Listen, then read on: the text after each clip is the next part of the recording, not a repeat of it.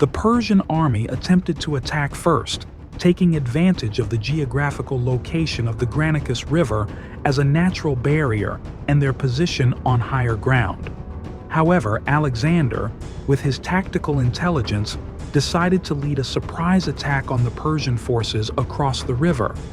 Alexander himself led the initial assault with his cavalry unit, breaking through the Persian lines and delivering a powerful blow to the Persian command center. This unexpected move caused significant confusion within the ranks of the Persian army. Within a few hours, Alexander's forces managed to gain complete control of the battle, forcing the Persian army to retreat and flee. Stay tuned and don't forget to subscribe to the channel and activate the notification bell. In 334 BC, Alexander became the king of Macedonia at the age of 20, following the death of his father, King Philip II, who had successfully unified most of Greece under his control through a combination of military strength and diplomacy, along with strategic marriages and shared interests. Philip II had a dream of uniting Greece and conquering the Persian Empire. Despite his prowess and intelligence as a military leader and diplomatic king, he was unable to achieve this before his death, leaving Alexander to take over the reins of power. Alexander inherited Macedonia from his father, along with many of his traits and his dream of uniting Greece and conquering Persia. After securing his throne and gaining the support of the Greek cities, he set his sights on his goal of invading the Persian Empire. At that time, Persia was the most powerful empire, ruled by King Darius III.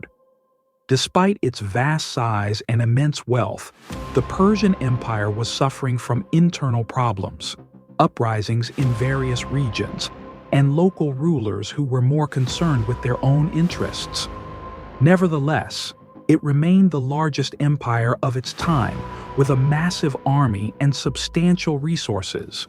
Alexander assembled an army of 32,000 infantry and 6,000 cavalry and crossed the Dardanelles Strait, the natural divide between Europe and Asia Minor, which is now part of modern-day Turkey.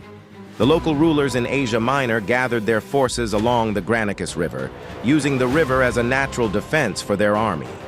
Behind it stood a front line of 20,000 cavalry, with 20,000 infantry soldiers positioned behind them. Alexander's army lined up on the opposite side of the river.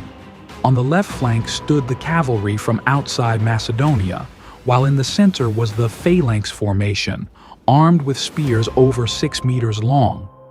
On the right flank, the cavalry was led by Alexander himself. The battle began as soon as Alexander's army reached the river. Alexander deliberately launched a bold and sudden attack using the cavalry, led by himself, which caused disarray in the Persian ranks. The Persians had not anticipated that Alexander would cross the deep river. The battle began on the left flank of the Persian army, and as the rest of Alexander's forces crossed the river, many gaps formed in the enemy lines. The battle was effectively decided in Alexander's favor as soon as his army had crossed the river. Thousands of Persian soldiers were killed and many were taken prisoner. Alexander proved himself to be a brilliant and courageous leader at the young age of just 22.